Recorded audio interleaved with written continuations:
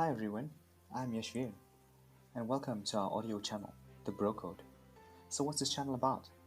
The name suggests it's about your typical bro code, rules followed by guys, right? But this runs deeper than that. I guess we wanted to discuss how we have grown through life and how various situations have shaped us. By the means of the podcast on this channel, we hope to say something meaningful and impactful that perhaps you can use in yours. So please join us in this inspiring journey. We hope it helps you in some way.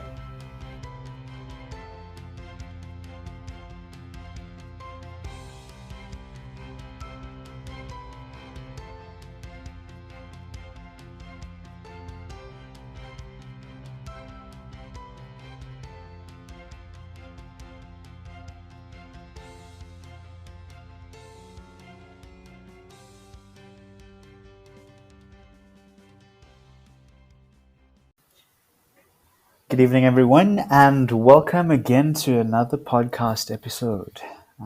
We have once again in studio with us Dean and Prashanth. So I'm putting a warm welcome to them both. How are you both? Going? Oh, not too bad. All as well. good.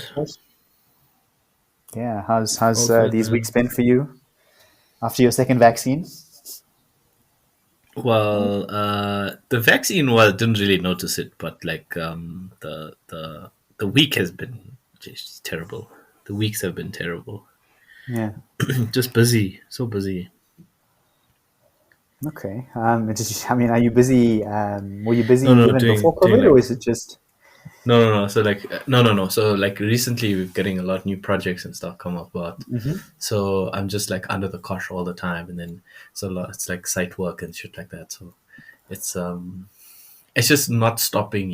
It feels like Yeah. usually when you get closer towards the end of the year and then Yeah. things like sort of start slowing down. Well, I feel like it's not. I feel like it's just going to get harder until like we hit literally like the first week in December, and then it's going to be like quiet. Are you feeling Yeah, I was going to overworked? say late November is when I think it will actually slow down because I think people are like as our lockdown restrictions also start to ease, the whole economy wants to start picking up speed and trying to make up ground on all the time they lost last year.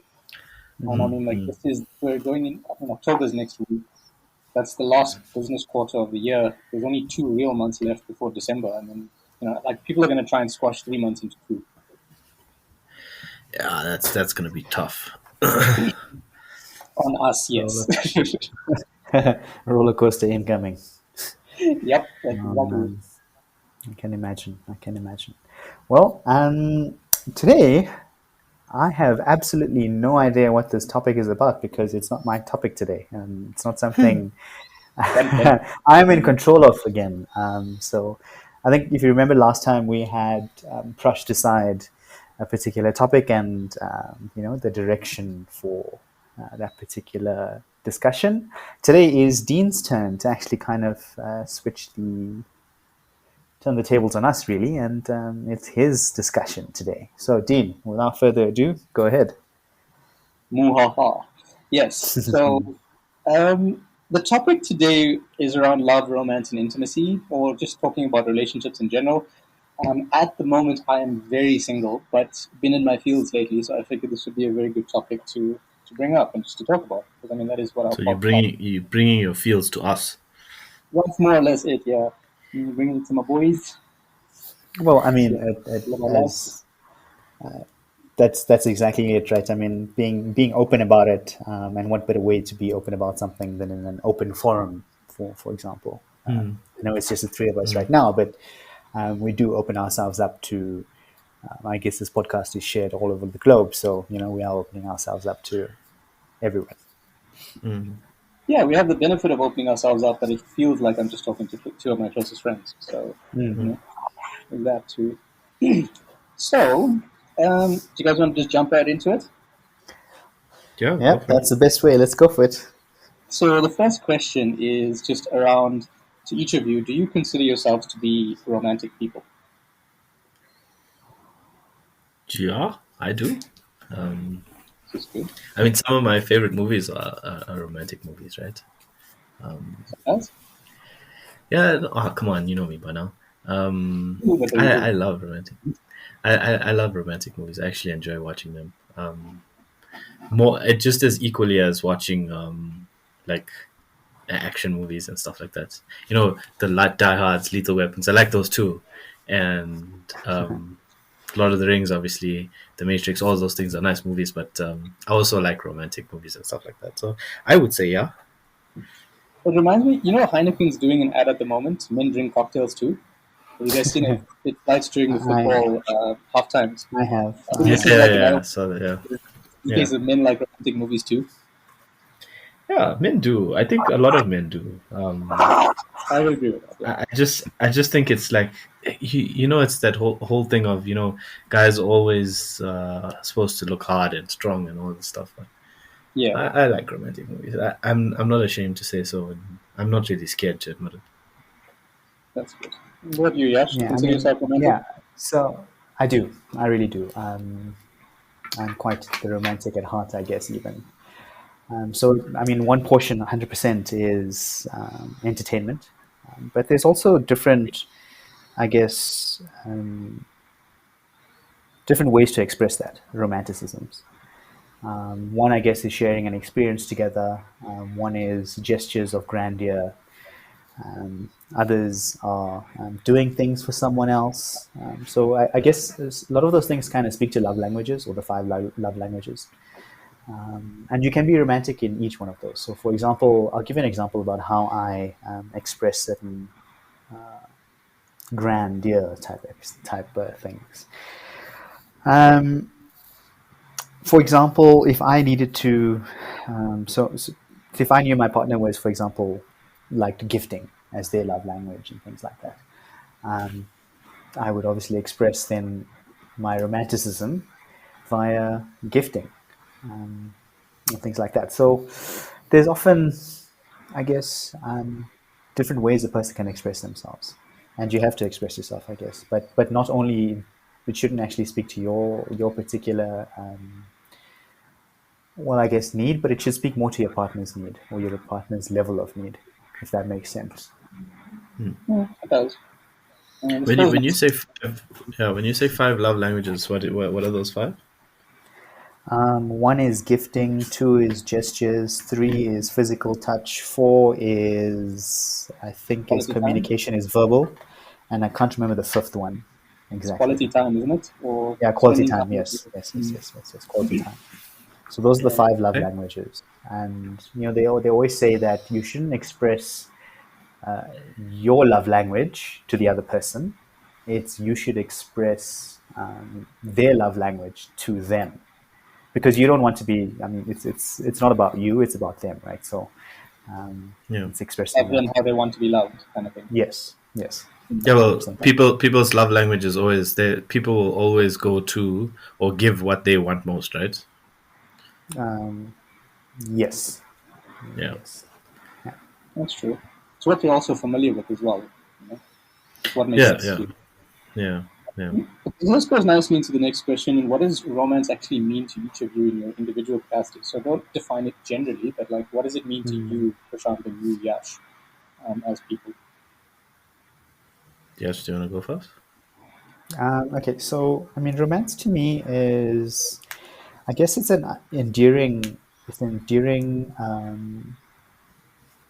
thing, or it's an endearing communication form to your partner, and how you express it is obviously in your own way. But to me, it is just having that, I guess, that love expressed in a way that gets across to the other person. So that's, I guess, what it is to me. It's just an endearing way that you show your affection to someone else. Okay. I agree. I agree with Yash. I think to put it in my own words, it's I feel exactly the same way he does, and I know what he's trying to explain that feeling, and I feel like for me to put that into words would be like, what are the things that I would do, right? Or what are the things that you would do as a couple that bring about that feeling of closeness, you know? Mm-hmm. And that sort of leads into intimacy and stuff like that. But romance for me is, what are the things that you do on a regular basis? And I'd like to say regular because you should be doing it regularly. That tell you, as Yash says, that, or remind the person that you feel that way about them. Yeah, and I'd like to give an example of it actually.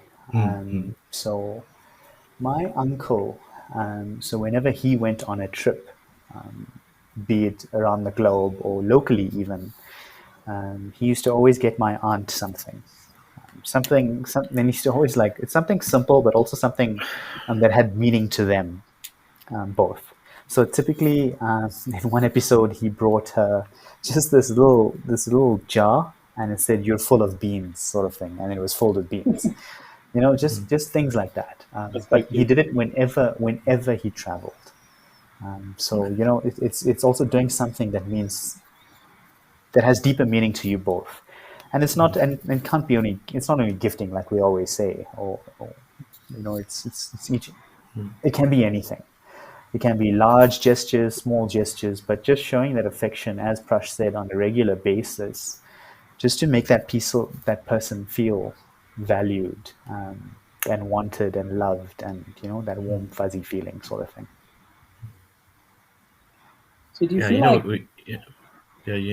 when you say, you say, people say, you know what, we need to keep the romance alive and stuff. At the beginning of a relationship, you sort of go out of your way and you do all of these things, and you like, you share, and sometimes you overshare and you overdo things, and you do things that you normally wouldn't, right?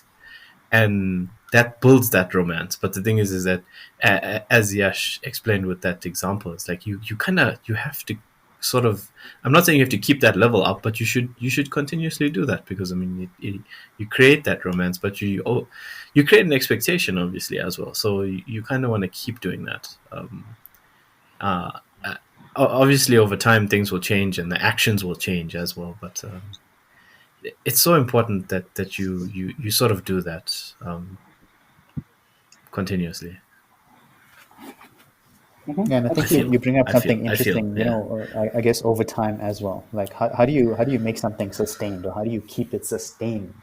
Like you say, there's mass interest at the beginning, and let's just say 25 years down the line, there isn't that initial burst of interest that there initially was. It's more like it's become a mutual. It's more like you're in a friendship rather than in a relationship at the end. As it gets to that point. So, in order to sustain it, you have to, like, as you grow and your partner grows, things change as well. And how you provide that affection, how you provide that love and care, can grow as well. So it's not to say that, let's just say you start doing these simple things like bring flowers every Friday or every month or whatever. And then as it evolves, you do something more. You do something more that's appropriate, for your time, your age, and that for that relationship that has now grown into something else. So, sustaining it is you don't always have to do the same things. As you and your partner and your relationship grows, so too do your ways of showing grow as well. Yeah, I feel like it sort of gets simplified as it goes on. Like in the beginning, you overdo it, right? But as time goes on, the small things that you do make more of a difference, right? So it's the smaller things that you do on a regular basis. Like you say, bringing flowers, right? Bringing flowers is something that you'll do in the beginning, right? Like often, right? But as time goes by, you'll do those things less. But you do all the other smaller things more, A big one, being a big meme that I see now is like when the husband is doing dishes, he better like squash the sponge and leave it dry, Yeah. else he doesn't love Yeah. me. I see that Okay, all the I don't time see now. that meme, but is that a Dude, real thing? That's a real thing, dude. That's a real thing. Okay, Like, yep, women, I don't know. like I don't know that. honestly, that's a real thing. But something like that, really.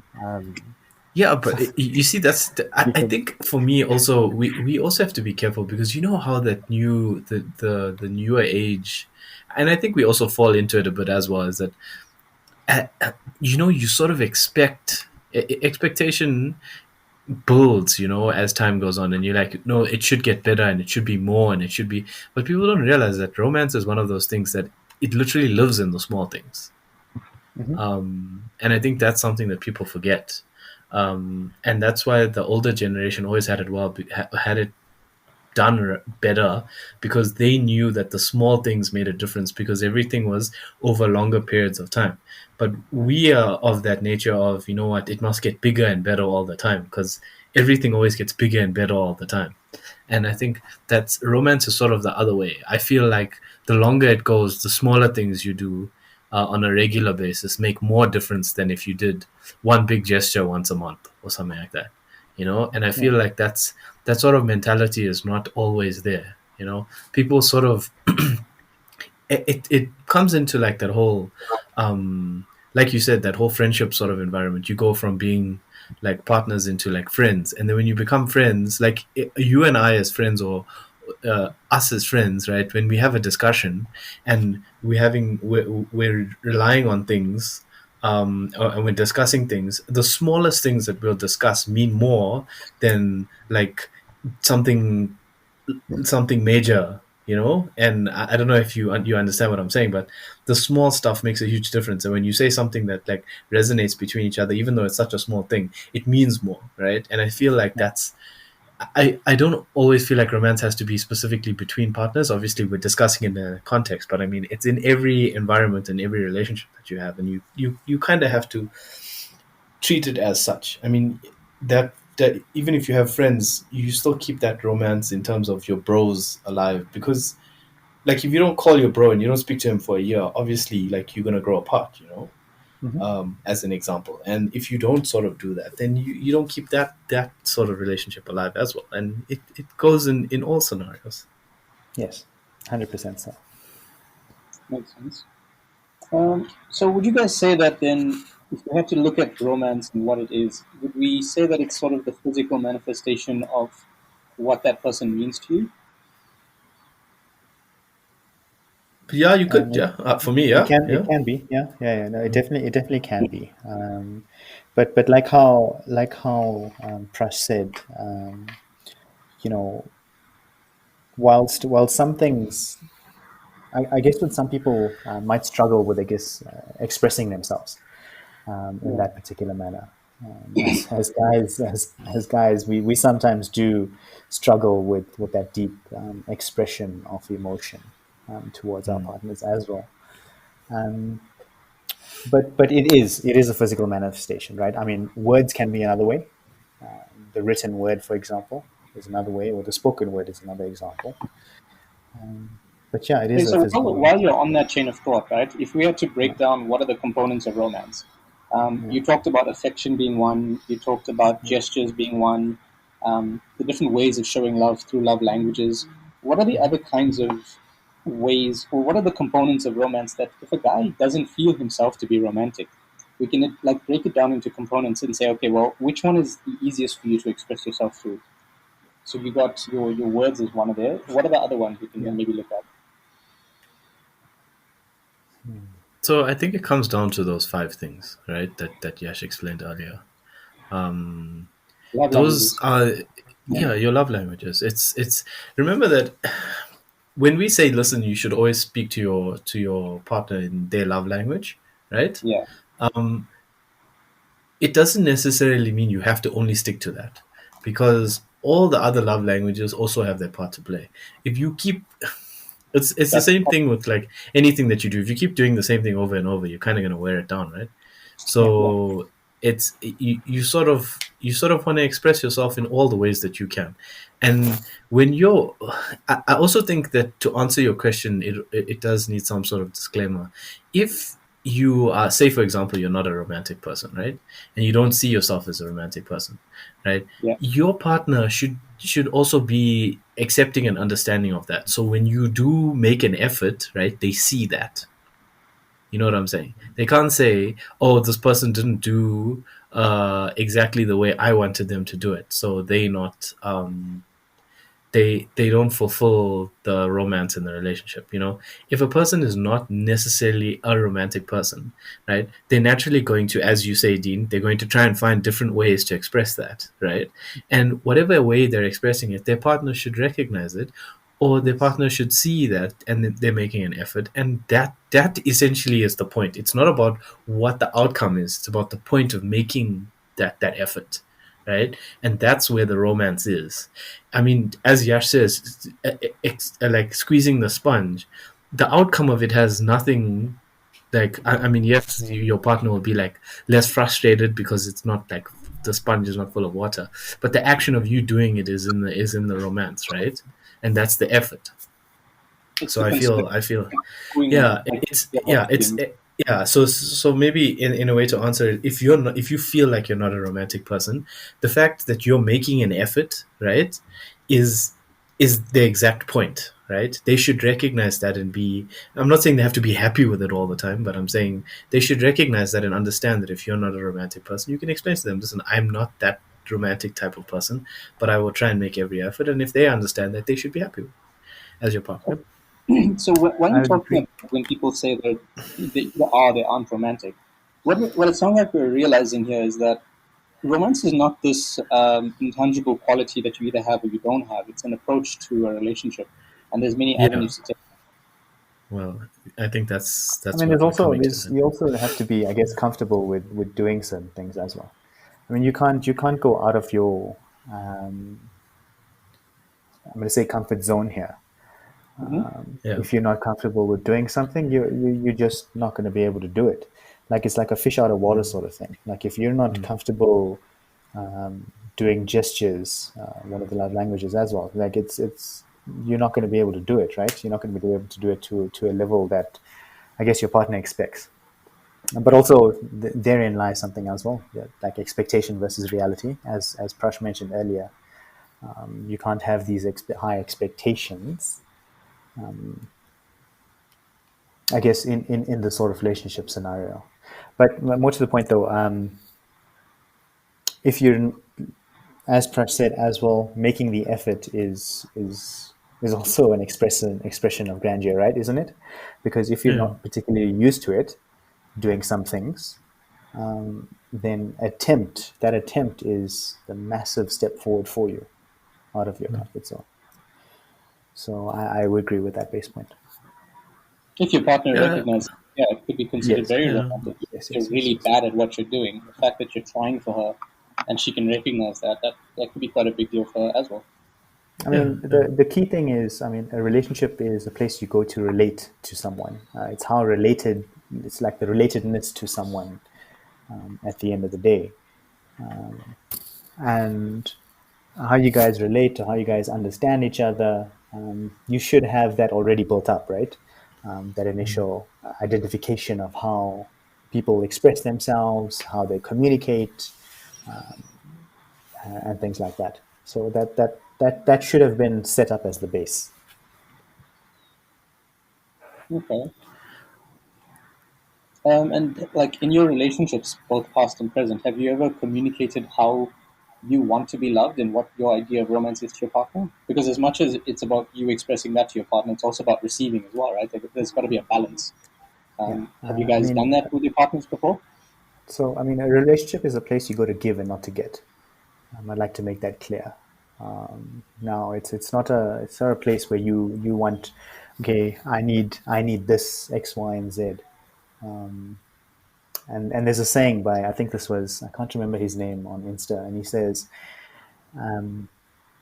if you go into a relationship needing something, he likens it to a beggar only receiving what they get.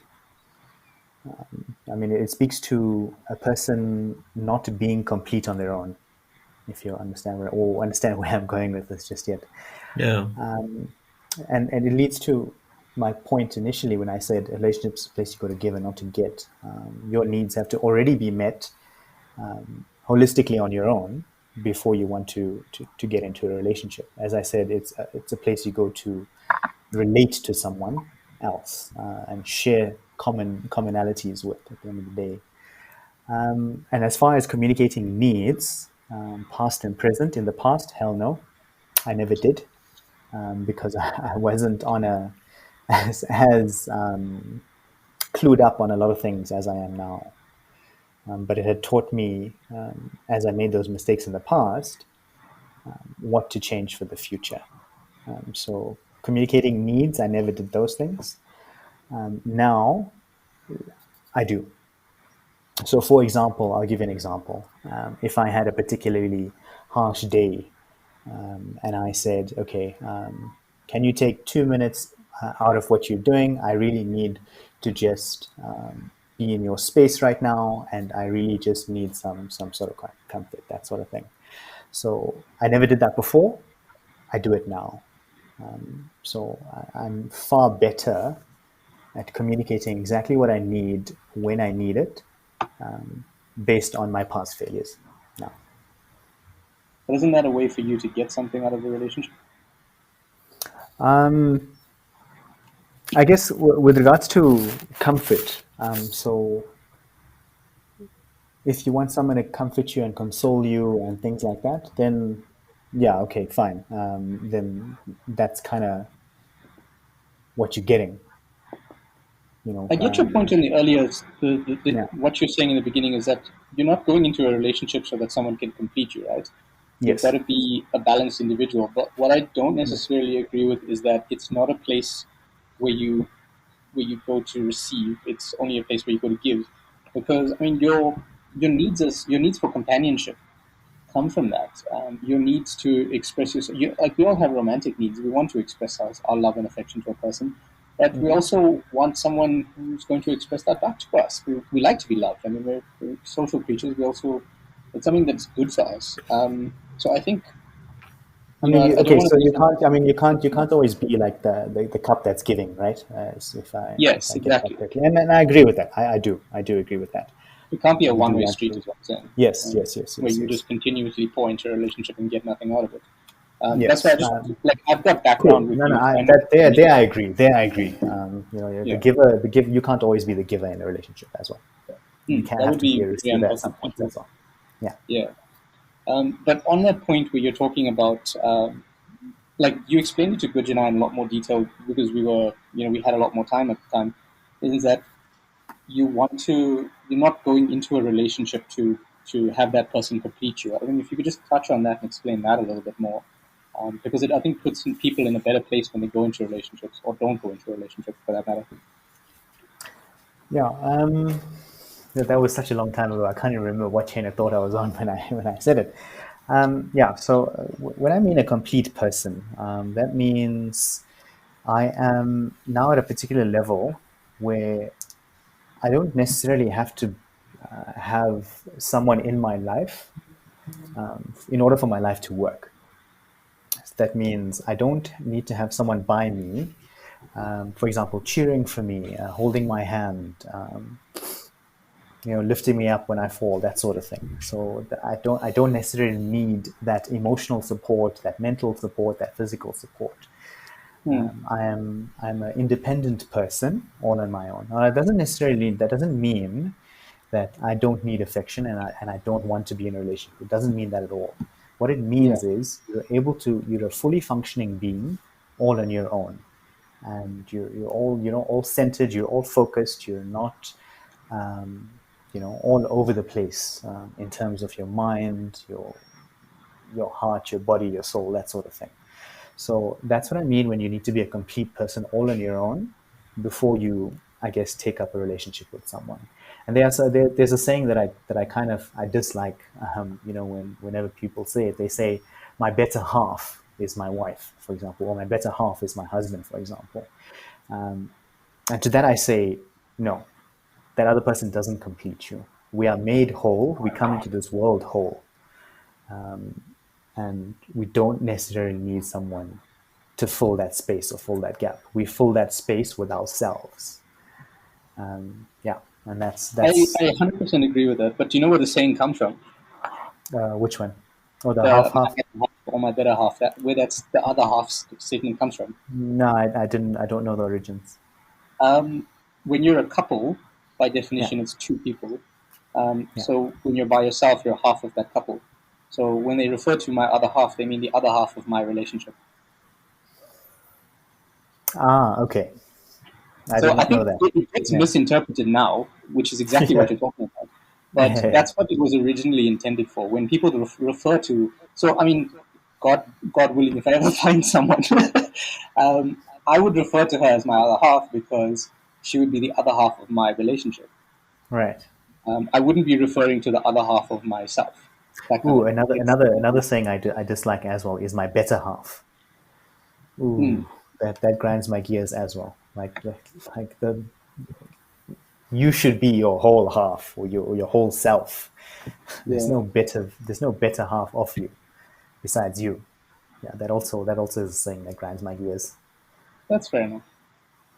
Um, Good. What about you? Have you ever communicated your needs to your partner in terms of how you want to be loved, what your romantic needs are, what your companionship needs are, your needs? Yeah, so I think it's similar to Yash, and I think this sort of goes back to a lot of guys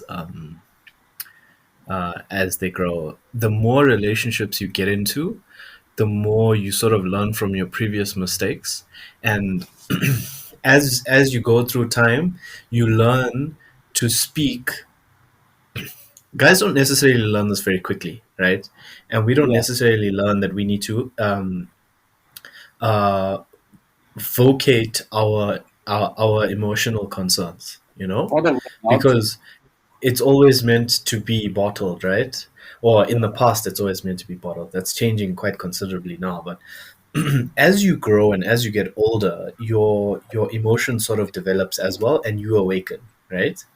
And you get to this point where you're like, listen, I don't like this and I do like this. But a lot of the time guys also let it happen because they're like, I've got something now that's I might as well be quiet, right, and bear a few things and have this thing that I have, right. When I'm talking about, I mean the relationship, right. So what guys need to learn as well is, if you vocate the things that you like and don't like, the person that you're with, right, will also learn that you don't take no shit, right? That's one. But also, they'll understand and they won't, if they keep doing stuff that you don't like, then it's sort of a telling sign for you, right? So, Yeah.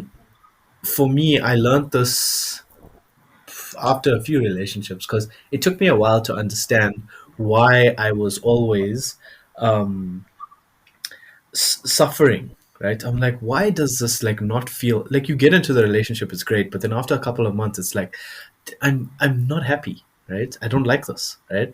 And it's because you don't vocate. It's partly also your fault, and mainly your fault, because you don't vocate what you don't like, right. And what you like as well. I mean, it works both ways. You can tell someone, listen, I like that you do this. I don't like that you don't do this. Or I don't like that you do this, right? And when you learn how to do that for yourself, it not only empowers you in your relationship, but it empowers you in your life. So I do take to doing that now, but also you have to listen as well, right? So you've got to listen, right? Understand what they like and what they don't like, but also you've got to vocate what you like and what you don't like. But it comes back to also, and it's very important what Yash says, right? Because you've got to be your own complete person, right? You've got to learn how to love yourself first. Because if you go into a relationship saying, I don't like this and I like this, but I like these things and I don't like these things, and you don't actually love yourself and understand yourself properly, those things that you're saying may not necessarily be true as well, right? So you have to understand that if you are happy with yourself first, then you'll know all the things that you like and all the things that you don't like, right? And when you get into a relationship, red flags come up, and you can either choose to ignore them or you don't, or you vocate your issues, right? But until you, as Yash says, are a complete person on your own, it's very difficult for you to go into a relationship and say, listen, I don't like the way you respond to me and stuff like that, right? Or I don't like the way you do certain things. But have you thought about what the issues are, or are you just snapping back because something isn't working right with you, so it's one thing that's very important. I'd say, when you vocate what you like and what you don't like, understand that those things must be things that you actually don't and do like, right? But you have to understand them within yourself as well. Like if you don't like it within a relationship or you don't like something, say it, right? I'm not saying don't say it. I'm saying understand what it means, right? Because there's things that you could say that you don't like that are crucial to the relationship as well. But that's a telling sign to you, right? I don't like the way, and this is a big one for a lot of people, right? I don't like the way your parents are to me, or whatever it is, right? There's nothing that the person can do, right? You just spoke about the entire Indian Bouquet series right there. No, but I mean, it's an example, right? So Yeah. I don't. It's nothing that the other person can do. She can't go to her parents and say treat him nicely. If they don't like you, they don't like you, right? But it's also got to be something within you to say, listen, if her parents don't like me, I'm in this relationship for her or him or your partner, right?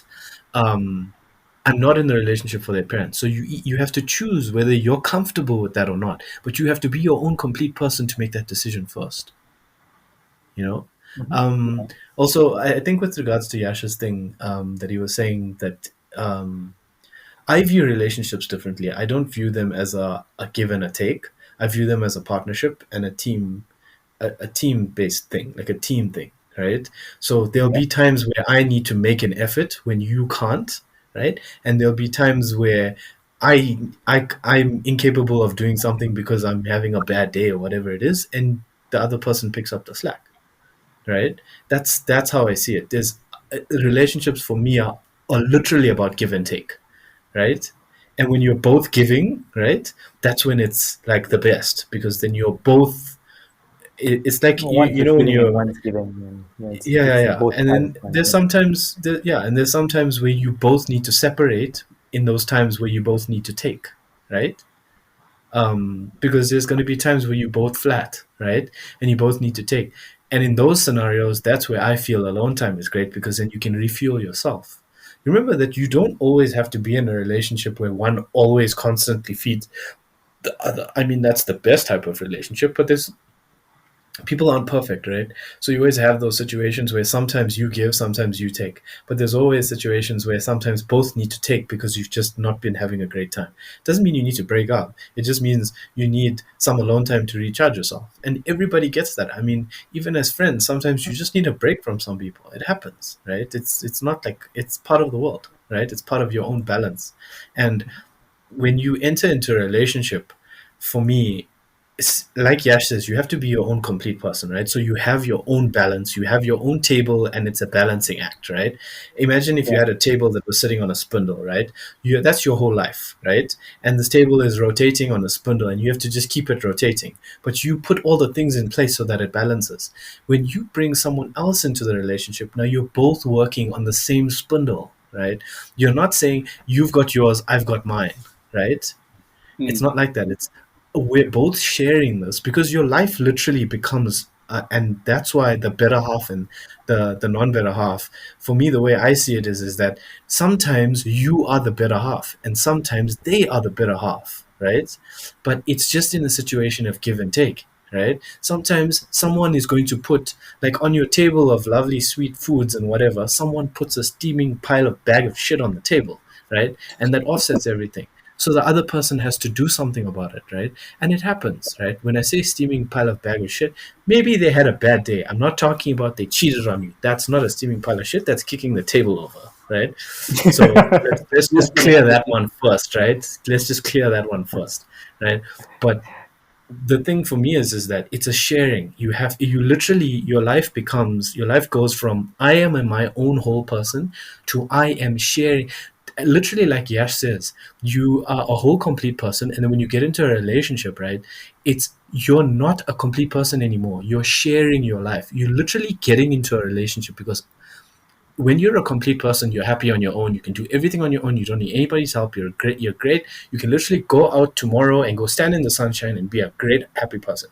When you enter into a relationship, you are not a whole, complete person. You are literally in that relationship because my sole aim to be in this relationship is to share everything that I am with you.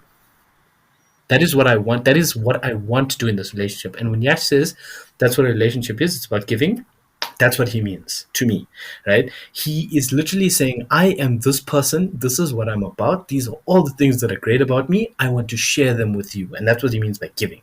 because I think that you would be happier with them. And that person will say, I would definitely be happy with them because I want to have that in my life. And they'll do the same for you. I'll give you everything that's on my table, right? And and you and as a person, you can choose, listen, I'm going to give you everything, but you're giving me 5% of what I'm giving you. And you can view it that way. And for me, that is where you should say, listen, if I'm happy with this 5% that I'm getting from this person, then that's my life. If I'm not, I need to pick up and walk away. All right. So that for me is how I view relationships. And it's so important that people understand that when you get into a relationship, it's not about you being your own person and having the other person sitting next to you. It's about you sharing everything. And that's the way I see it personally. But it needs to be a give and a take. And coming back to your question, yes, I do I try to emote everything that I'm feeling. But remember, you also have to take into account, these are the things that I like, these are the things that I don't like, but these are the things that I can, there's compromise as well, right? You don't just go into a relationship and just say, these 10 things, I don't like them at all. If you do any one of them, you know what? That is it. I'm going to lose it. Let me tell you a funny story as well. I completely get what you're saying. So when I was in, so I was taking this Anthony Robbins mentorship program, online mentorship program, because COVID just started as well. Well, actually, it was 2018. I did it really early in 2018. And one of the things that he said, Gurjit, and you find this funny, is make a list of 10 things that you want your. That you don't like. He said make a list of 10 things of what your ideal partner should be. 10 things. Okay. Like you can be, for example, loving, caring, homely, great with kids, etc., etc., etc. Right? 10 things. Yeah. And in that mentorship program, it's like on that first date that you go for, you don't need to ask the question directly. Okay, are you a loving, caring person? And then you fucking you tick off the questions in your checkbox. No. You don't do that. You work it into the conversation such that it's not so direct. But in your mind, don't go to the page and have all the checkboxes. Answering. No. Okay, you got that one. Yeah, tick. like in your mind, you're working through your list of things that are must-haves, and then you also have a subcategory of, okay, I'm willing to compromise on these sorts of things. So those I just wanted to bring that 10 list up because you just mentioned it as well, of 10 things like I hate about you, that sort of thing. But did he say anything about the 10 things that you don't like? I'm just interested. No, I mean, inadvertently, if you choose 10 things that are very important to you to have in a person, then inadvertently you remove everything that they aren't as well. Okay, fine, maybe to a point, right? Because there's some things that like don't coincide. Some things aren't polar opposites, right? Yes. Like the person is a fun, jovial person, but they could also be an alcoholic. It's like not opposites. But I get you. Yeah. Because, like, did he say anything? I'm just interested because did he say anything about, like, if they only meet 5 or 6 of the 10 things that you want? Is there a certain category that you should be happy with? Or do you want to, like, is it up to you to decide, if I don't get all 10, I'm out? Because for me, you know how many times I've heard that thing? You know how many times someone actually told me that they were speaking to one of their colleagues and their colleague said, if you write down the 10 things that you want from somebody and they have 5 out of the 10 things, you know what, just accept it because that's the best you're going to get. And I heard them say that. No. And this was someone that I was actually like, I was like going to date and stuff, right? And when she said that, I was like, okay, you know what? I understand because like some of the guys out there are just like not great, right? So some people just have to like sort of be accepting, right? Settling is the word, yeah, right. So, and when I heard that, I was like, if I had to settle for 5 out of 10, I might as well just be alone. Yeah, I mean, it's 100% up to you. Ideally, it's up to you. At the end of the day, remember, it's like all of us have said, it's getting into a relationship is a choice. Loving someone is a choice. Sharing your life with someone is a choice. If you have a list of however many things, it can be even 5 things, 2 things, whatever, 1 thing even. It's up to you to decide at the end of the day whether that person is worth it enough to actually take up the relationship like, completely from there. So even if they don't make 6 or 4 or 5, it's up to you what you're willing to live with. There's no hard and fast rule here. That makes sense. Makes sense. Makes sense. Yeah. It's what you're willing to settle for, I suppose, as well. No, don't. I'm not willing to settle. Yeah, I don't like that word either. But please do not say settle to me, because I will not settle for. There are plenty of So here's the people thing. that that's how to settle. I will not settle for a relationship that's anything less than what I deserve. And I think a lot of people need to understand that as well. Like when they say I'm settling for someone, I'm settling for this homeboy, I'm settling for this person, you're basically saying to yourself that I undervalue myself so much that I am willing to take anything that I can get. And that's not Okay, something I will so have. yeah, I think we need to give that with a piece of like a little pinch of salt, right? Because not everybody's like we'll say that, right? And we'll go for it, right? But not everybody should. Listen, if you are okay with 75% of somebody and 25% is something that you think that you can work on within the relationship, don't try and fix somebody, right? Because that's not going to help. But like, you know that somebody has some stuff that you don't like, they know that they have some stuff about you that they don't like, but you can work on it, fine. But right, I do agree with Yash. Settling is, I don't like the word settling either, but people do, man. Yes, that's because And we're comfortable being alone and we're happy with ourselves. yeah, None of but yeah, us that's pretty much it, though, right? talk to the earlier point you made in that be complete as a person before you go into a relationship. And if that's the case, then Yeah. you won't settle because you know yourself, you know what you deserve. But a lot of people, Yeah. like you say, are afraid to be alone. They haven't settled into themselves yet. They haven't done that inner work. And as a result, they require the relationship to provide the balance to the incomplete components of themselves. Yeah. And look at how people go from as they grow up, right? I mean, you grow up living in your parents' home where you're already surrounded by people, and then you go to college or university or wherever you can go to, and you're always surrounded by people as well. People just have never spent time with themselves ever, alone. They always like have people around them and with someone. So it's almost like when you settle in a relationship, it's like fear of abandonment. I need something here, Yeah. and so I'm just going to take what's given. Yeah. That's why you also find a lot of people that go straight from one relationship to the next. 100%, yeah. Yeah, I feel like there's a whole discussion around self-love and spending time and getting to know yourself first before you get to know someone else. Yeah. But I think we'll do that for another podcast. What I did want to ask, specifically to the two of you, because you understand yourselves quite well. But for anyone who's looking to be, I don't know, I want to say not more romantic, but maybe more romantically expressive in their relationships, right? And this is for guys or girls. What would be that process and what does it look like? I mean, is it as simple as just, take your partner through the love languages quiz and find out what the love language is and do that stuff? Or, what does that process look like? And then can you give like individual examples of what you guys both like that your partners, past and present, have done for you? That would be a nice romantic gesture.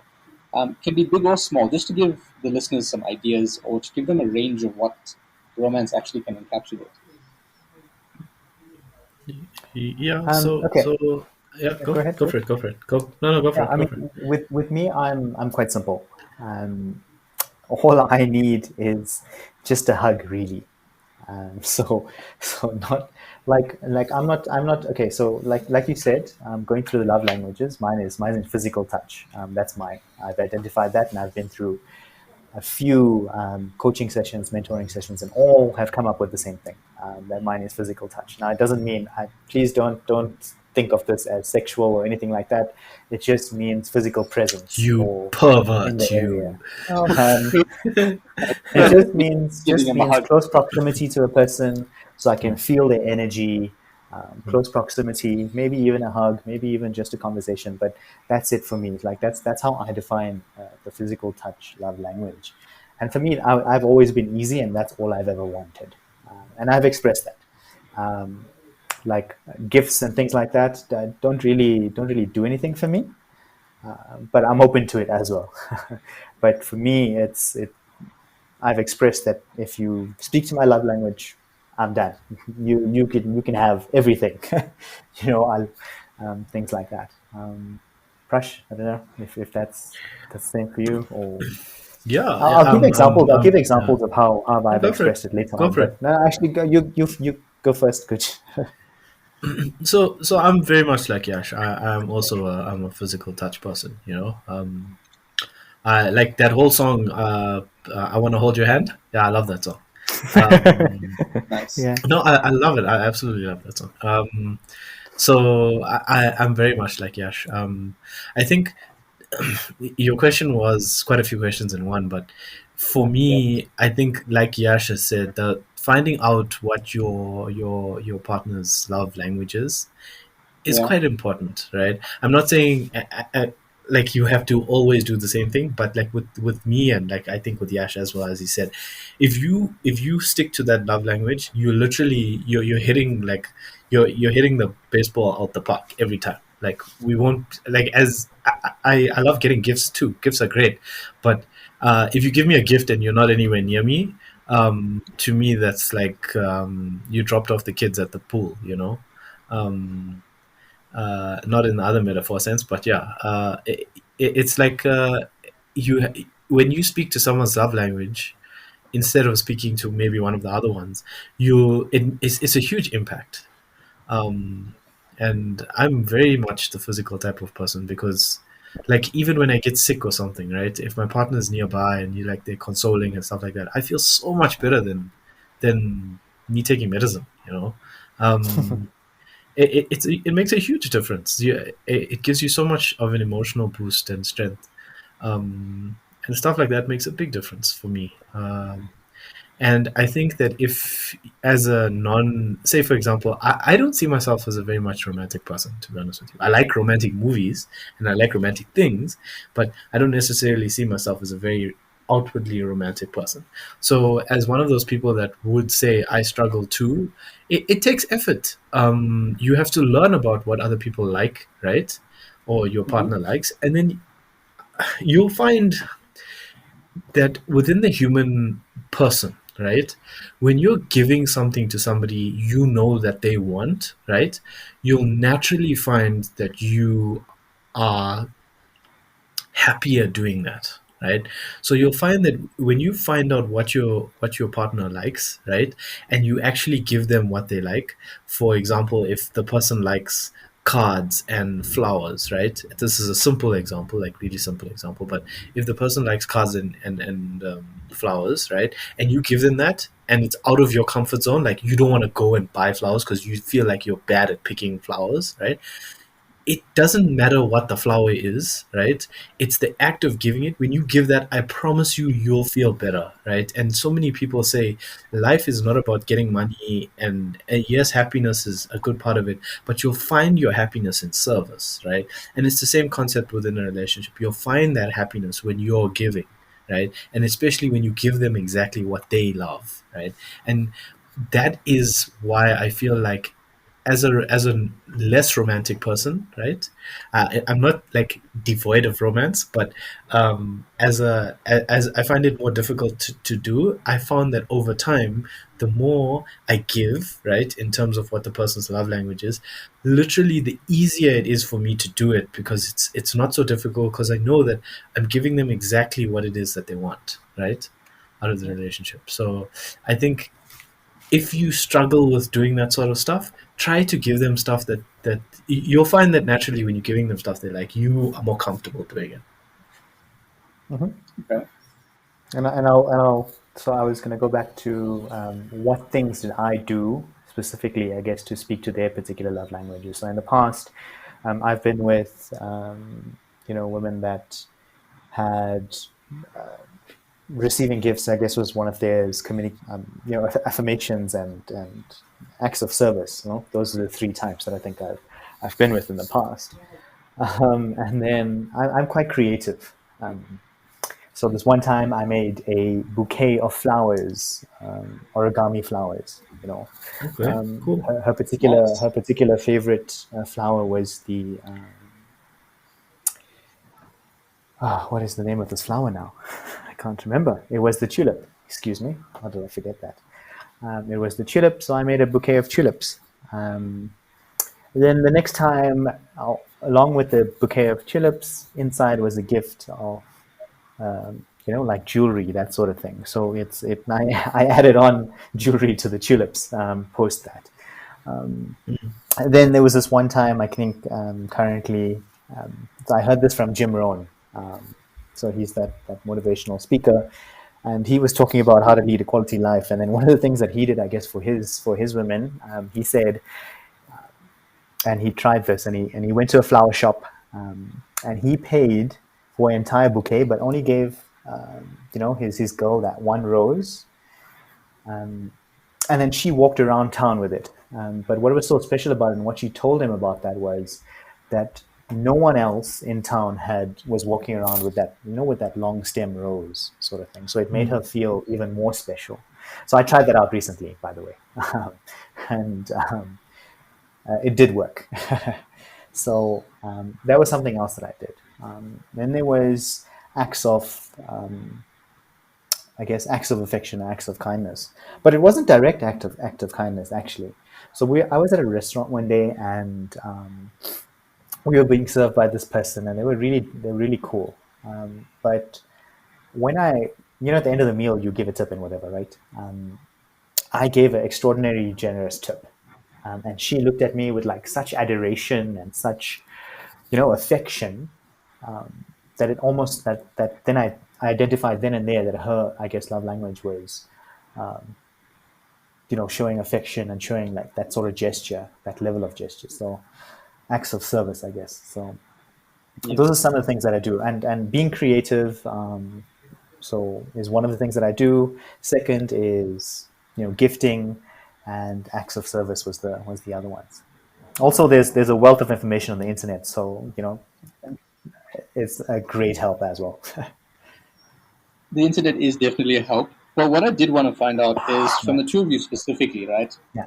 If you think about stuff that your partners have done for you that you found particularly romantic, like even if it's just one or two examples, but what caught you off guard? That it could be something big or small, like something really simple, Okay. like she just made you a cup of tea when you were really having a really bad day, or something completely different. But what caught you off guard that really sticks out in your memory? One for me is I receive flowers randomly. Just randomly receive flowers. So I mean, for me, as I said before, gifting isn't like when I receive things. It's a bit of anomalous to me, but Yeah. I was so taken aback by receiving it. And not only was it just the flowers themselves, it was an assortment of flowers, by the way. But also the note that came with it, and the written word that came with it. Now, and what I love about it is that it wasn't just hey, I love you, and end of story, that sort of thing. Because she kind of followed exactly what Anthony Robbins always says as well. You don't just give a compliment you don't just give a dry compliment. You give a compliment that of substance. So you don't just say I love you. You say I love you because you did so and so. I love you, you know, because you're so kind, caring, and generous. And they use an example, and she did exactly that same thing. And I was like, wow, that meant a hell of a lot to me. So that was the one that strikes me most recently. Nice. Rich, anything that sticks out for you over the course of your relationships? Oh, by the way, and another thing as well is I bake. Yeah. So I bake for people. So that's also something else I do. I picked up recently. That's been garnering a lot of attention. Good attention. I'm still waiting, by the way. I'm just saying. Say again? I'm still waiting for brownies For or what? whatever it is that you bake. Dude, I made brownies already. I've made souffles. I've made None of which I have had, by the by. yeah, Just because saying. the gremlin eats it. Anyway, sorry, Guj, I interrupted you. Go Which, ahead. yeah. No, it's fine. Yeah, there were a few. I think the ones that catch you by surprise are the ones that you weren't expecting. Because like sometimes she'll like take you out and she'll like do stuff for you that day. She'll take you going to the spa and stuff is something that I love, right? So like those are always like memorable and stuff like that. But the ones that you don't expect are the ones that that stick out in your mind. Like I think when I was dating when we first started dating, right?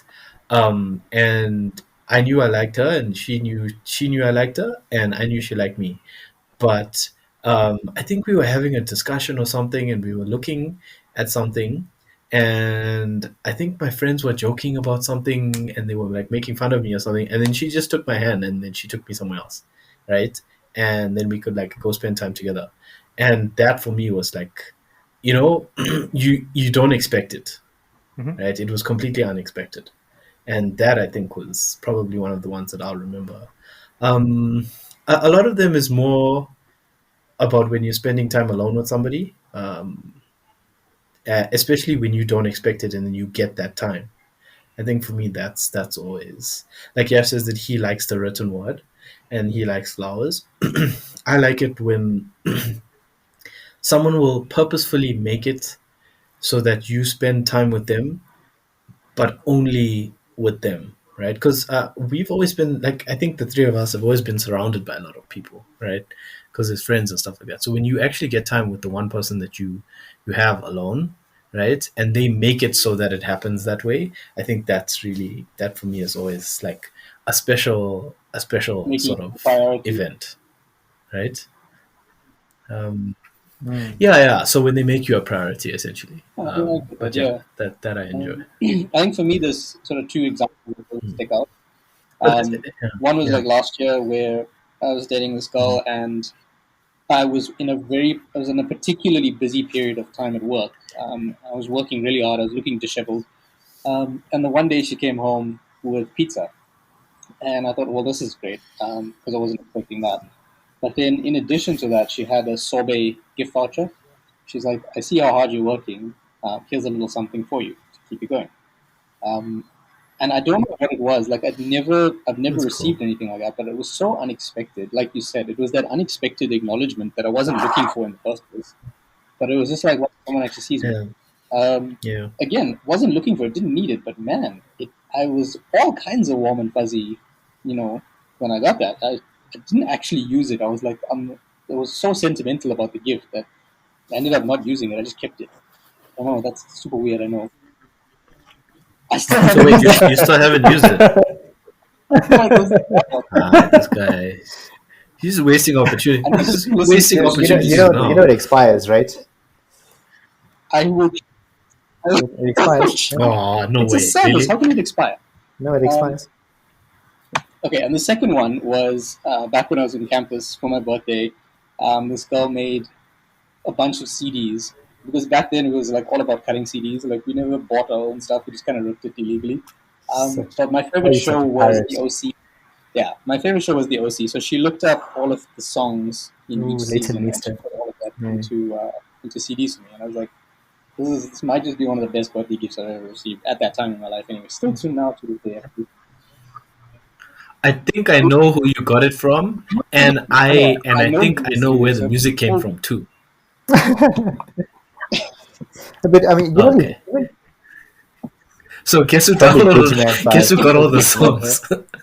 if she outsourced it, so Dean, actually, you didn't receive it from her. You received it from Trash. I know. Hashtag just saying. No. It wasn't my idea. It wasn't my idea. I was like, okay, She that's a cool outsourced idea. it. What And happened? like at the time, right? At the time, not everybody had a 50. Remember, this is way back when, right? So not everybody Right, had a right. 56K Oh, dial-up man. modem, right? Well, That's how far back it was, right? So whether we had like we had 56K dial-up, not everybody mm, even had a 56K dial-up, right? So we actually had to download. I had 56K dial-up, and I was like, okay, I'll help you out. I'll download the songs and stuff because that was our plan. So I was like, oh, Thanks, okay, that's a good dude. plan. I like it. yeah, but these unexpected things, though, it teaches us that even though our particular way that we want to be loved, it doesn't necessarily have to be that way all the time. And Exactly. these surprises of affection, Yeah, uh, yeah. or these bursts or these different ways of expressing affection is still incredibly warming to us. So the picture of how we expect to be loved doesn't have to be it doesn't have to be that all the time. It doesn't have to be that any of the time, even, because expectations Yeah. versus reality are two different things. Um, so yeah, no, it's such a pleasant surprise. Um, and very I think welcome as well. But I think it catches you Yeah, when you're not expecting it. That's when romance when hits it's those are differently the when ones you're that not you remember expecting the it. most. That's the truth. yeah, yeah, It has a very different feeling when Yeah. you're not expecting it, and I think the gravity of what happens when you're not expecting it is all that more. hmm All right. So yeah, the purpose of that question was just to give people a few ideas and just to say, look, you don't always have to follow the set path, or it's not necessarily all about love language, like we've all just shown now. hmm The examples we've given, some of them were our love language, some of them weren't, but it's the effort at the end of the day that makes all the difference. and the internet is your friend. And the internet, even when it's 56K dial-up, Yeah, is your friend. Yeah. um, I think what I would like to do. It was just when you were telling that story, I was like, why does this sound so Um, familiar? yeah, I know it does. Actually, while I was telling it, I was realizing that you actually talked to me about it when we were still in campus. But I'd like to just move into, within the context of your relationship now, the topic of intimacy, and what does that look like to you, and how has that importance of intimacy evolved as you've grown older? Um, so intimacy, it definitely changes as you grow older. It also changes as you sort of you learn about yourself, right? Because intimacy is the way you express intimacy and the way someone else okay, expresses intimacy is not the same, right? But how you relate to each other, right, is where that intimacy grows. Now, when I say intimacy, we're not talking about just sex, right? Because that's not like that's a part of it, but intimacy goes a lot deeper, right? Because intimacy is like everything that you share, right? And how comfortable you feel sharing those things with somebody. The more comfortable you are being vulnerable with somebody, um, and them accepting that vulnerability but also taking care of it, right, is a deeper level of intimacy than just a physical relationship, right? So it's basically allowing somebody into that literally safe space of your soul, right, and you giving that part of yourself and them accepting that part of yourself but also taking care of it, right? So that level of intimacy is something that you gather over time, and Mm-hmm. you also have to know where your vulnerabilities are, right? So um, your soft spots essentially is something that you're sharing with somebody, and that's the more open you are to those things and the more accepting they are of those things, the more intimacy you'll have within your relationship. This is the way I see or feel it, right? Yeah, Yeah. I mean, it's so for me, intimacy is. I 100% agree with Guj. It changes over time, and it's basically upon the person. But it's also about deep connections here. How deeply do you relate to that I guess intimate behavior? Now it can be. I'm talking about deep emotional stuff Mm-hmm. here, and not just the physical. Obviously, it can be both, but that obviously evolves over time. For example, in I'm going to be straight up honest here. On campus, it was more about the physical. Whenever we were in a relationship, 100%. But as time goes by, you realize that physical is doesn't 100% fulfill you or fulfill that need of closeness or that deep sense of connection with someone else. It just doesn't do it. It just doesn't cut it. So there has to be a sense of emotional closeness or emotional, I guess, connection between the two people, and that can be anything really. Sharing stories or talking to one another, and you know, being able to express yourselves openly about so many a wide variety of topics, and doing those things build that deep sense of connection with someone, and that to me is intimacy, and it can also be intellectual intimacy as well, and not just emotional, because you want to be stimulated in different areas, and stimulating these different areas leads to ultimately a heightened level of that closeness feeling, or that close feeling. And that's where you want to be. You want to be on a heightened level of closeness with someone. And to get there, it's just all these other levels that build up to it. As I mentioned before, when we're all in college, our hormones are raging. All we ever want to do is just have physical connection with someone. But as time goes by and you realize that you just need something deeper than that, you build these different levels of all these different channels that lead up to that heightened level in the end. So, do you feel like intimacy is the level of comfort you have with someone when it comes to showing all there is to you? Say again, sorry? Let me see if I can phrase it slightly differently. Yeah. Is intimacy essentially the level of comfort you have in showing someone all the parts of yourself that there is? Does that make sense? Yes. Yeah. In a sense, I mean, Yeah. you being real with someone at the end of the day, right? Yeah. You're showing someone who you really are, down to your grassroots level, and you can only get that level of closeness with someone if you feel comfortable with them. It's the three faces, right? Have you Yes. guys heard of the three faces? The three masks? Yeah. I've heard of it. I'm just trying to remember where I heard of it, but it's a Japanese saying, right? Yeah. Yeah, everyone Yeah. has three faces. The first face is what you show the world. The second face is what you show your friends and family, and the third face is what you keep for yourself Yeah. hidden away. And if you can get to the point where you can show your person that third face, then that's like the deepest level of intimacy. Yeah. Agreed. Yeah, I know. What do you guys feel like in relationships facilitates intimacy? For those people that struggle with this concept, like they're in a relationship and the physical stuff is there, but the meat and potatoes of the intimacy is not quite there. What do you feel like facilitates that, and how could they go about it? It's verbal discussion. One of the biggest things for me, communication. I was just about to say that. Communication. That's the biggest thing. Communicate. Yeah. And, I failed it in the past. I'll be straight up honest about it. I failed at that in the past. Like, the physical there was there for me, but I just failed to communicate needs, what I wasn't fulfilled, neither was she, etc., etc., etc. But it all came down to communication in the end. Yeah, I think. Are you able to express yourself in a way? Yeah, people shouldn't be so hard on themselves that, like, I know, like, Yash will look at it and be like, listen, I failed at it, right? And you know what? It's sort of expected at some point. You're not going to be good at it in the beginning.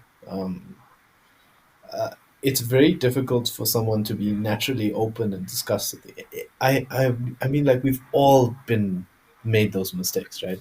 It's how you learn from them and how you adapt to them, but also what you take from it. And I think the way you do that is probably through communication as well, right? So even if you communicate with yourself, you say, these are the things that I've made mistakes on, these are the things that I failed on. But when you communicate those mistakes that you've made to the now person that you're in a relationship with, you know how much stronger it builds that bond, because then they see, listen, they've made mistakes, but they've learned from it. And that's also another form of, like, developing intimacy. So, but yeah, I think I agree with Yash. The pretty much only way is communication. I agree with that. I mean, communication is really important, but it's not the easiest thing in the world to Yeah, do. so- right? I mean, Yeah. opening up the lines of communication with your partner.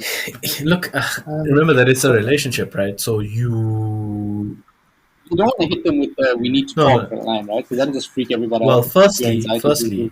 I don't understand why that freaks people out, right? If someone says there's two responses, right? We need to talk, right? There's two responses to that. You either say, yeah, we actually need to talk, right? Then if you are freaked out, they'll also be freaked out, right? Because if you're like, what? Right?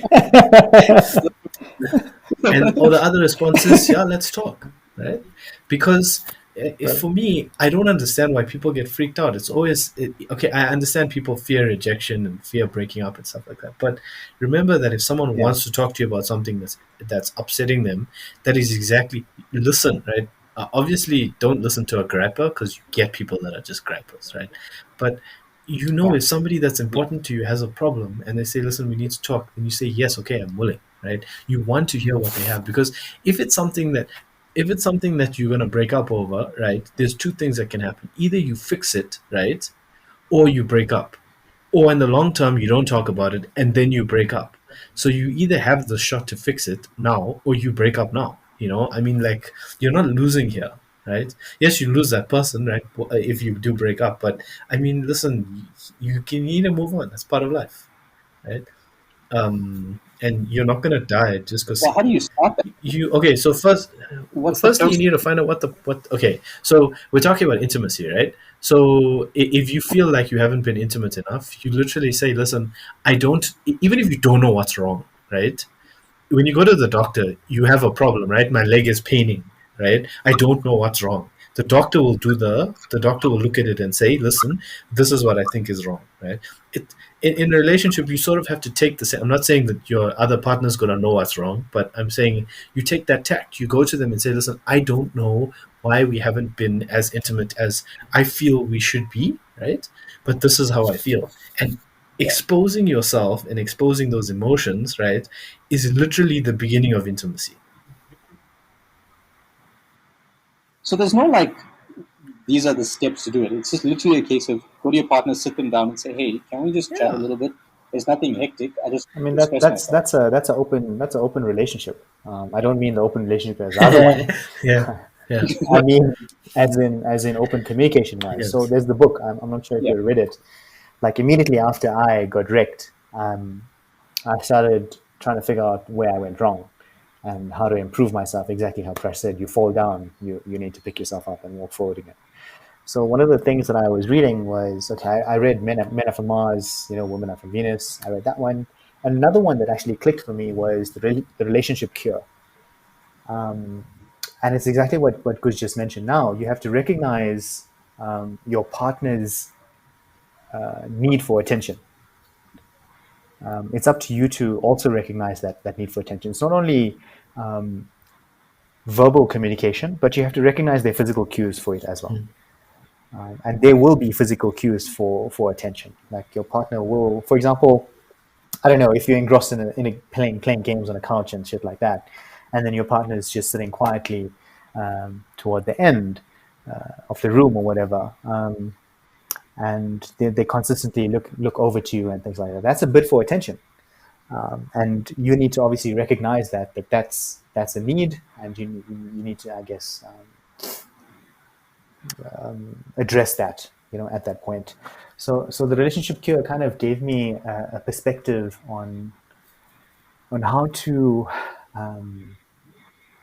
I guess, pick up on those cues and how to address them, how to address, I guess, fights in a relationship as well, how to address different levels of communication. So if people actually want a simple guide on how to handle certain situations, I think the Relationship Cure is quite a good book to read, or a starting point for people out there.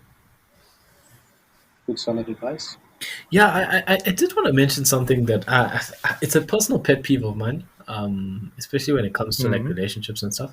But when you're in a relationship, right, and that situation happens, that some person sitting in the corner of the room, and sometimes people don't see cues, right? I try to watch people and understand how they are and their mannerisms are, so I can pick up on cues, right? So when I see someone's like not having a good day, I can see it visually, right? I can see, even if they're trying to hide it, you should be able to see it visually, right? I'm that type of person, but not everybody's like that. Some people are like, they can look at somebody that like is hiding something and they'll never know, or somebody that's having the worst day in their life and they won't even know that, right? Like they won't even see it visually. They'll only see what they want to see, right? And there's some people that are like that that are in relationships, and there's nothing wrong with it. But the thing for me is that if you're in a relationship like that and you go, listen, is something wrong? Do we need to talk about it? Can we discuss it? Can we solve this and go forward? And the other person, right? And this is where I think it's very key that if you're the person that doesn't notice stuff and then you try and reach out, right, and say, what's wrong? Can we talk about it and stuff? And that person says, no, I don't want to talk about it anymore. It's too late now, or I'm okay. We don't need to discuss this, or but they don't actually try to solve the problem, right? This is obviously a case where this is happening like the first or the second time, not after 100 times of them telling you something and you just didn't notice, right? Because then it's just your fault. But if somebody acts like that in a relationship, right? And I know I'm going off at a tangent, But that for me is a huge red flag, right? Because you're dealing with somebody who purposefully has an issue but doesn't want to deal with it, right? And I feel like this happens a lot in relationships because people are like, there's a problem, but I'm so angry with you, I'm not going to discuss it, or I don't want to deal with it, right? I and I've been in relationships like that, and I absolutely hated it, right? It's a huge pet peeve of mine, and I literally want to take that person and say, listen, until you resolve the fact that you have this issue within yourself where you can't openly deal with a problem, right? Then I cannot be around that sort of person because it results in an implosion, right? And then you get affected. So it's something that people should look at as a key, right? If people are naturally waiting to implode, the best way to try and solve those problems is also through communication. Say, listen, we can sort this out, but you need to talk, right? And people generally get very snappy, but you kind of have to have thick skin and be patient, because that's what develops a Yeah, relationship, those right? those those are the brooding types, Yeah, right? I hate that, man. Where they instead of brooding. So I understand that purely because I was a brooder as well. Now, look, to some extent, we're all brooders, right? But I'm also a brooder in yeah, some cases. But the thing is, I also realized yeah, that, you know what, to solve a problem, you need to speak, right? Because if you don't and you speak, the have to problem's express not yourself. going Yeah, anywhere. yeah, So if you're around somebody like that, and because the worst is, and I think this is what kills people emotionally most of the time. It's not when you're necessarily with a brooder, but you're with somebody who doesn't want to solve the problem, right? mm, And this pretty much happens in every relationship. If you're with somebody who doesn't want to solve the problem and they're not open to doing it, you need to express yourself, right? Because that's what hurts so many guys. Guys struggle with this on a huge basis because we don't want to close that bridge. We don't want to put the bridge down and say, listen, let's talk about it. Because we don't want to deal with the emotions, but they don't want to give us the emotions until we literally open ourselves up to receive it, right? And as a guy, I think it's so important that you roll out the carpet and say, let's talk about it, right? And as much as they attack you, right, you need to understand that there's something that needs to be fixed. If they don't want to fix that, as a guy, I would say, listen, you explain yourself. If they don't want to understand that, leave, because that is one of the biggest problems for guys in relationships, and it affects them so badly because they become more prone to fearing rejection at that point. the moment they open up, Yeah, we right? do Yeah, need to normalize guys yeah. expressing themselves. Yeah, yeah. It's a great point. Um, I think that's pretty much it from my side. You guys want to say anything in summation or give any last advice? I know Yash dropped a couple of pearlers with there with the books, but if there's anything else you guys want to give people from a love, romantic, or intimacy kind of As advice we point of speak, view, I am single, so I have no advice. same. I mean, So I have zero Um, advice at this point. no, I think you actually did have a fair amount of and advice. perspective. And perspective. Remember, it's all about knowing who you are, being a full person, identifying your love language, identifying your partner's love language, identify middle ground, what you're able to compromise on, not compromise on. Know your worth. Know what's your limits as well. Know how to communicate, or learn how to communicate rather. If you don't know how to communicate, communication is, I guess, once you talk about it, you set yourself free. Mm. Speaking from experience, someone who never communicated well in the past before in relationships, once you like now you can't shut me up. I'm just this continuous expression of my energy of what I internally feel, and obviously I don't I don't express everything all the time, but you have to keep some things to yourself. But yeah, no, I'm very expressive now in terms of my words, and I've I've received the help that I required in order to be successful, I guess, or somewhat successful in relationships going forward. Partly some of the books that I've read, but obviously the mentorship programs that I've went for and therapy that I've went for. So I've gotten these tools now and these steps that I have that have allowed me to open myself up more and be loved in the manner that I needed to be loved in. now anyway. Yeah, so I mean that's pretty much what I have to say. So it's communication and awareness play massive roles in this. I mean, awareness of what you need, what your partner needs, how you want to express, to each other. Being aware of all of that. Being aware of Mhm. when they need stuff. Being aware of when to communicate, and then initiating communication and keeping those lines open. Yeah, that's true. I mean, there's also another thing that I'd like to mention as well. We also didn't touch on how to kind of deal with anger and fights and arguments in a relationship as well. And I guess that's also part of it, right? It's not all daisies and flowers Sunshine and and daisies, yeah. rainbows in a relationship. It's a lot of stuff, and it takes a lot of effort and work from both parties, to make it work. It's not just Yeah. 100% one person and 0% another person. It takes consistent work and effort to keep the train moving on the tracks. If I can, you don't really want to derail yourselves by letting issues fester and letting issues boil over and burying issues under the rug, sort of thing. And they have to be addressed the moment they come up. As Prash alluded to as well, you don't, if you ask the person if there's a problem and they say no, then that's a red flag. But you have to address issues as they come up. You can't let them fester over time. You can't prolong the issues. And dealing with anger and resentment and etc. etc. etc. Is also what people need to look at. And if you are having problems in your relationship, some of the best things that I can say is if you're unable to solve them together, go get the help that you require. If it's a relationship that you value a lot, it's worth it. It's worth getting the help that you need in order to preserve something that you want for life. There ain't nothing wrong with couples Everybody, therapy, couples discussion. Like, look, when Not a chance, man. I was having issues within one of my relationships, and one of my friends came to me and he said, like, we speak to each other quite a lot, right? But I spoke to one of my friends, and he's like, dude, try this, try this, try this, and I tried all those things. Some of them worked, some of them didn't, but the don't necessarily explain your relationship problems to somebody, right? Else that is not in your relationship, because ideally you want to be discussing those things with your partner, right?